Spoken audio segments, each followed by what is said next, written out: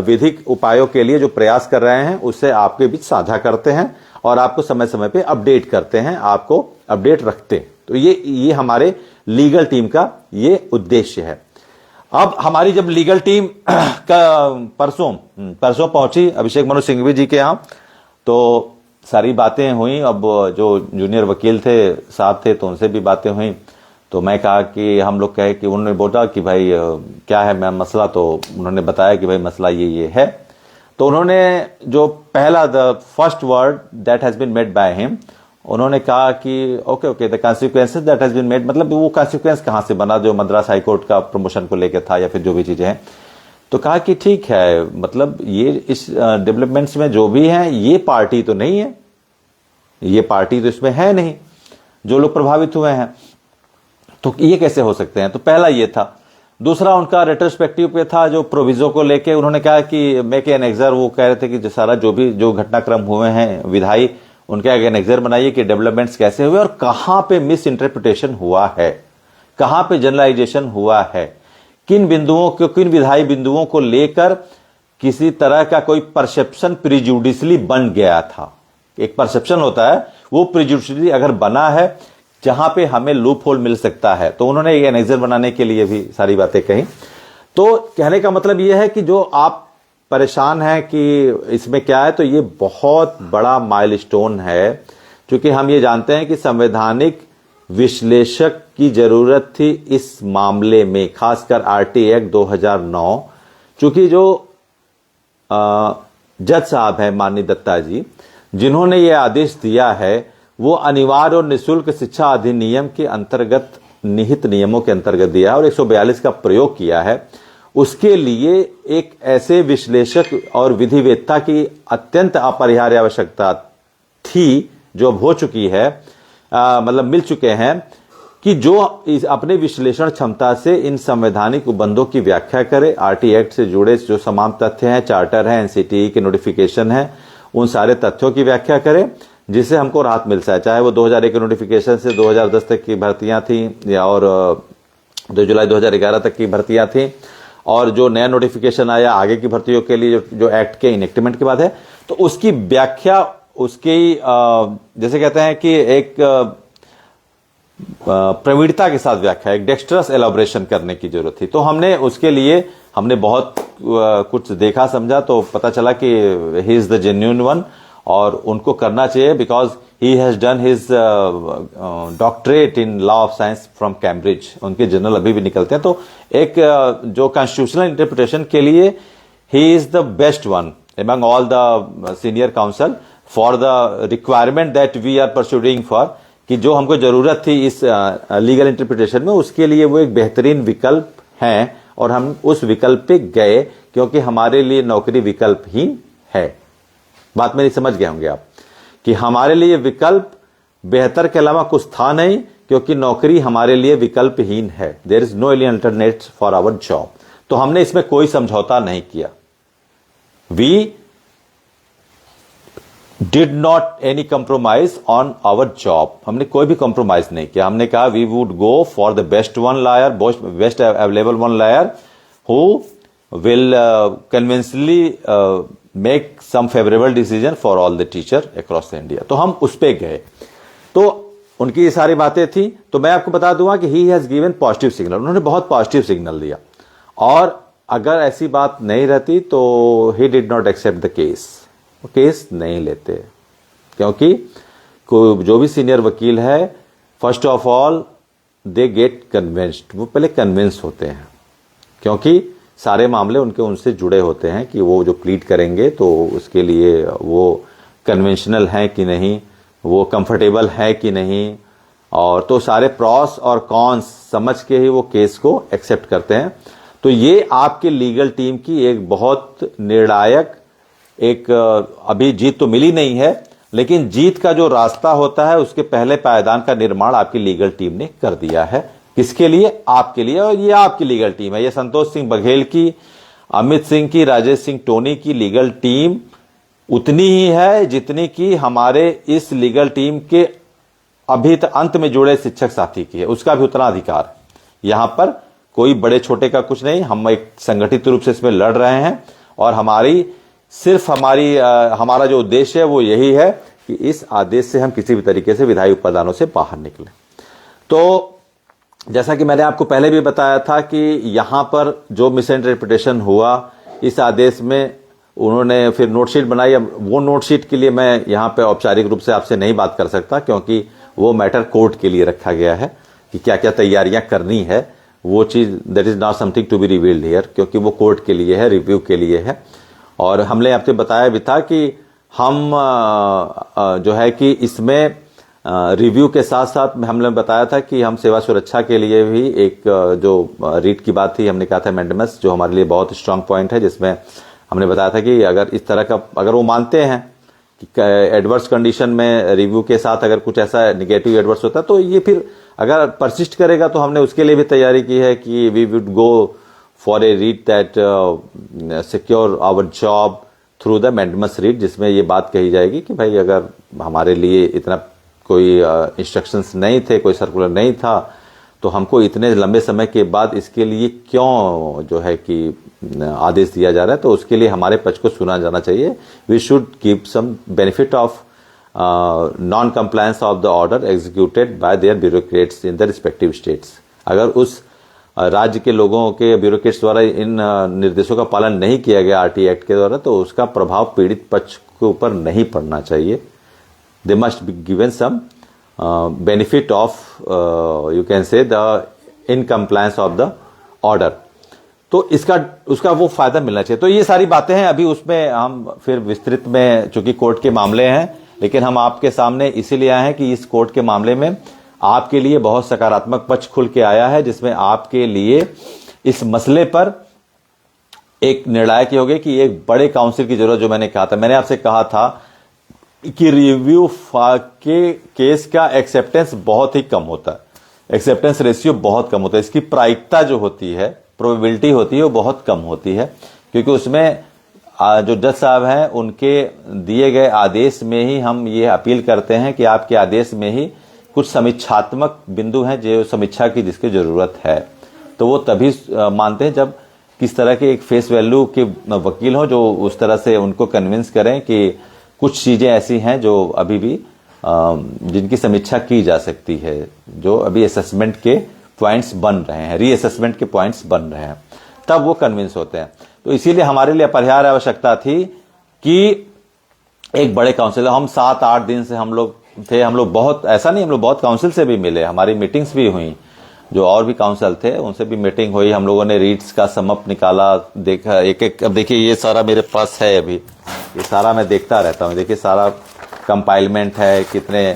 तो हम लोगों ने इस पे कुछ पॉइंट्स भी रखे वकील साहब के साथ कि ये चैलेंज भी हो सकता है कि एनसीटी खुद जो है टेट को, एक मैंने आपको बताया था कि क्वालिफिकेशन नहीं मानती, एक एलिजिबिलिटी टेस्ट में, ये एप्टीट्यूड टेस्ट मानती है। एप्टीट्यूड जैसे सीसेट होता है सिविल सर्विसेज एप्टीट्यूड टेस्ट, वैसे ही टेट है टीचर एलिजिबिलिटी टेस्ट, पेट होता है जो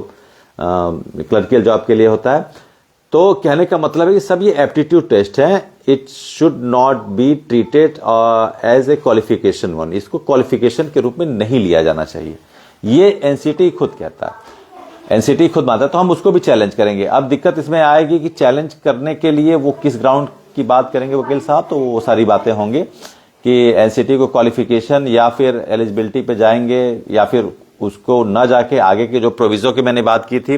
कि प्रोविजो में जाएंगे, जिस प्रोविजो में 23(2) के अमेंडमेंट में ये साफ साफ लिखा गया, 2017 का जो आरटी एक्ट अमेंडमेंट है उसके 23(2) में मैंने आपको साफ साफ बताया था कि उसके जो दूसरा प्रोविजो है वो पहले प्रोविजो से ही जुड़ा है। प्रोविजो हमेशा उसी पहले का ही वो एक तरह से क्या कहते हैं कि वो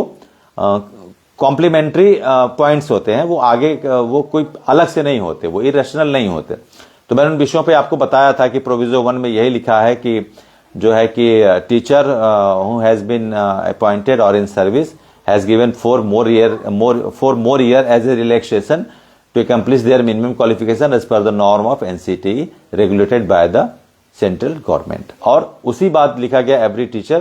प्रोविजो 2 में कि ये उन्हीं टीचर के बारे में बात है जो इनएक्टमेंट के बाद आए हैं, जो इस कानून के लागू होने के बाद के हैं। तो ये मैंने बताया था। अब उसको किस तरह से ये लोग इंटरप्रिटेट करते हैं ये उनकी काबिलियत है,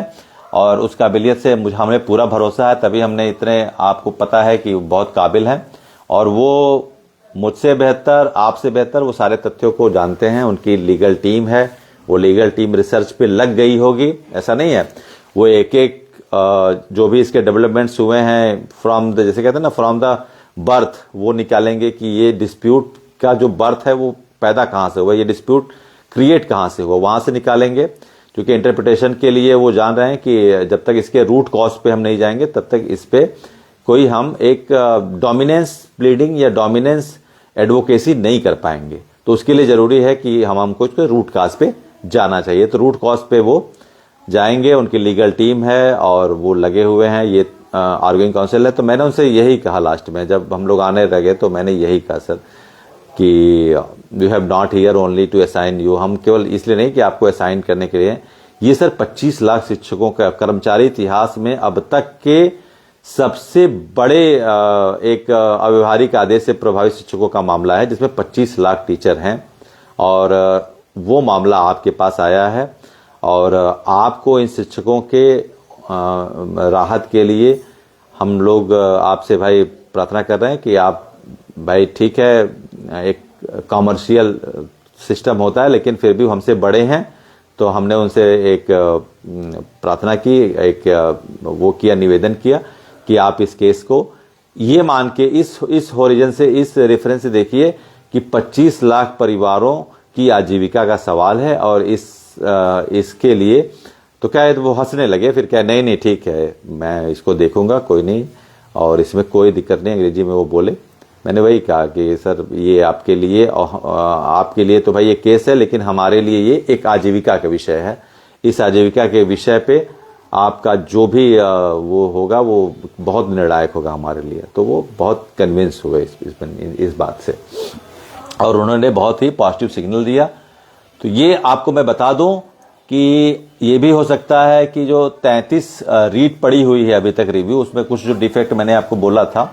तो ये भी हो सकता है कि जो सिंघवी जी का जो हमारा केस है रिव्यू का, सिंघवी जी को हो सकता है कि क्लब अप करने की जरूरत ना पड़े, उनके केस की अलग से सुनवाई हो जाए, क्योंकि वो एकमात्र सिंगल सीनियर काउंसिल है। और अगर इस तरह की कुछ स्थिति बनती है तो ये भी हो सकता है कि जो है कि इस फरवरी के फर्स्ट या सेकेंड वीक में वो लिस्टेड हो भी जाए, है ना। तो उसके लिए भी हम लोग प्रयास कर रहे हैं कि वो जो भी है वो लिस्टिंग हो, आपको जल्दी से जल्दी मिले। लेकिन जुडिशियल प्रोसीजर का एक टाइम होता है। बहुत हमारे साथी परेशान आप बिल्कुल मत रहा करिए, आपकी लड़ाई बहुत इंटैक्ट चल रही है, मैं आपको बता दूं, एकदम सिस्टमैटिक चल रही है, क्योंकि हम शिक्षक हैं, हम क्रमबद्ध रहते हैं, हम सुव्यवस्थित रहते हैं, सुसंगठित हम है ही हैं। तो हम इस लड़ाई को बिल्कुल एकदम सुव्यवस्थित चला रहे हैं, 1% भी कहीं इधर उधर विचलन की स्थिति नहीं है। आप बिल्कुल वो रहिए, लीगल टीम से जुड़िए, लीगल टीम से जुड़े रहिए, आपको अपडेट किया जाएगा और आपके ही दम से हम हैं, ठीक है। ये मेरी लाइन है कि आपके ही दम से हम हैं और उसी से इस समस्या का हल निकलना है। क्योंकि जब शिक्षक संगठित रहेंगे, एक साथ मिलकर इस समस्या के हल के लिए प्रयास करेंगे, तो निश्चित तौर पे सफलता मिलेगी। क्योंकि ये केस आप ये समझ सकते हैं कि बिल्कुल एक, जैसे कहते हैं कि कुछ लापरवाही की, मोनो हियरिंग की इस तरह से कॉन्सिक्वेंस बना कि ये गलत दिशा में चला गया और इतने शिक्षक प्रभावित हो गए। ज्यूरिसडिक्शन के, मैं बार बार कहता हूं, न्यायाधिकरण क्षेत्र जिसको कहते हैं, उसके ये बाहर चला गया, जिसमें लोग प्रभावित हो गए जो पार्टी ही नहीं थे, जिनको नोटिस ही नहीं दिया गया, जिनको बताया ही नहीं गया, जिनको बुलाया ही नहीं गया कोर्ट में, वो इफेक्ट हो गए। ये पहली बार हुआ है कि आप प्रभावित हो गए और आपको इसको पता ही नहीं था कि हम 1 सितंबर को प्रभावित होने वाले हैं। न तो हम कोर्ट गए, न तो हम रिस्पोंडेंट में थे, न तो हम अफेक्टेड वन थे, तो फिर हम कैसे प्रभावित हो गए। तो कहने का मतलब यह है कि लीगल टीम अब आपको एक मजबूत लॉयर, जो जिसकी बहुत जरूरत थी आज के समय में, क्योंकि जो आप देख रहे हैं इस समय, जो जुडिशरी में एक प्रीमियम फेस की बात की जाए तो सिंघवी जी उसमें ऊपर आते हैं, उसमें नो डाउट है। तो हमने इसके लिए कोई भी विकल्प नहीं रखा, हम कहे हम उन्हीं को ही करेंगे। हमने बहुत स्टडी की उनके केस के बारे में, फिर उनके बारे में कि क्या ये एडज्वाइन कर रहे हैं एक दूसरे के साथ ये फिट बैठ रहे हैं, फिटमेंट इनका बन रहा है, तब हमने कहा कि नहीं नहीं, हम इनको ही असाइन करेंगे, क्योंकि हमारे पास कोई ऑप्शन नहीं है। तो फिर हमने इनका किया। और आपको बता दो, ये बहुत ही महत्वपूर्ण और निर्णायक एक हमारी कोशिश है रही, जिसमें आपके लिए आगे का रास्ता बहुत ही सकारात्मक और बहुत ही उत्पादक होने जा रहा है। It is going to be very productive for you, that you would get your favourable decision sooner और लेटर। ये बहुत जल्दी आपके लिए जो भी अनुकूल फैसला होगा वो आपके बीच लाएंगे। तो लीगल टीम के बारे में ये सारी बातें मैंने बताई कि लीगल टीम का जो भी स्वरूप है वो आप बिल्कुल स्पष्ट रहिए। ये हमारा कोई भी न तो शाखा, न तो राजनीतिक स्वरूप, न कोई महत्वाकांक्षा, न कोई किसी तरीके का कोई और बात है। ये सिर्फ पीढ़ी शिक्षकों का एक ग्रुप है, हम इकट्ठा हुए हैं और अपने अधिकारों के लिए लड़ाई लड़ रहे हैं। तो ये सारी बातें थी। अब मैं थोड़ा सा अपने भाइयों के लिए इंग्लिश में भी जो चीजें हैं उनको मैं बताना चाहूंगा। कुछ हमारे भाई हैं बोलते हैं कि सर थोड़ा सा अंग्रेजी में हम लोग को, हिंदी में दिक्कत होती, थोड़ा सा साउथ के हैं, तो मैं बताना चाहूंगा कि as we know well that the order that has been executed on 1st September 2025, and we have been in Delhi more than 7 and 8 years. We wandered there, and had meeting with so many prestigious council there. We went through the courts and file up all the 33 file cases, and make a note, and the points that has been mentioned in their reference counter, we sum up in one file, and all the development that has been made, that how this order has been generated, how this order has been cultivated, by which you can say judicial procedure, which party has go firstly, and this one has affected so the million of the teacher. So we stayed more than 7 and 8 days in Delhi. We had very productive meeting with so many legal counsels, and as we well know that our case is very sensitive, as the order that has been given by the court, and now it is in review petitions. So many 33 petitions has been filed. It is sensitive one, knowing that we badly need a senior lawyer, a well interpreter of the constitutional articles, a well dexterous and witty judicial icon who has some prestigious face value that could not be subsided by the honorable bench or the court that he would go to stand for and plead for. So we decided that we should go for the Abhishek Manu Singhvi ji, as he is having some very prestigious face, and you well know he has done his law of science from doctorate in law and science from Cambridge, and so many journals still has been publishing in Cambridge University too. So we decided that we do not have any option rather than going to him.